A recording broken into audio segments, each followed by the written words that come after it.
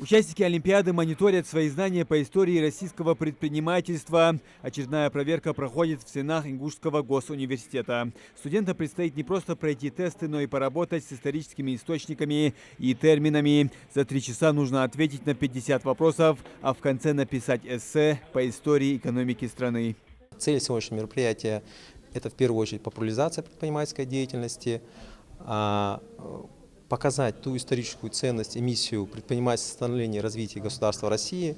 И мы надеемся, что вот такие вот окрыленные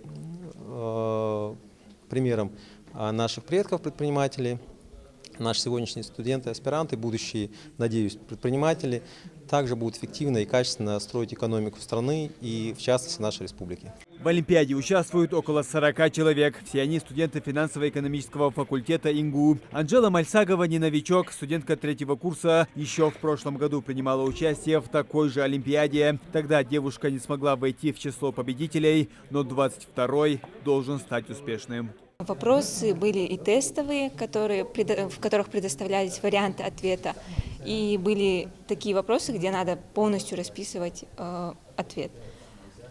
Были вопросы с картинками, в принципе, по сложности такие средние. Надеюсь на хотя бы призовое место. А вот для Имрана Исмурзиева эта Олимпиада первая. Молодой человек только полгода назад начал изучать экономическое направление в стенах университета. От участия ждет больше опыта, чем победного результата. Я считаю, что данное мероприятие должно проводиться в каждом учебном заведении. Это является большим опытом для всех участников в дальнейшем. В этом году Всероссийская Олимпиада проходит уже 8-й раз. Правда, наш регион присоединился к ней совсем недавно. Главная цель конкурса – сохранить историческую память о российских предпринимателях, которые внесли вклад в развитие государства. Это хорошее подспорье и тонус поддерживает для студентов экономической направленности. Хотя здесь могут принять участие студенты разной направленности, различных профилей. Тема общеисторическая фактически и очень интересная и полезная для того, чтобы понять, как сложились тенденции экономического развития страны, как это выложилось в сегодняшнюю ситуацию, ну и в экономическом плане в частности. Результаты нас тоже радуют. Обязательно с большим отрывом призовые места получают наши студенты и выходят уже по региональному конкурсу, и выходят уже на заключительный этап с выездом в Москву.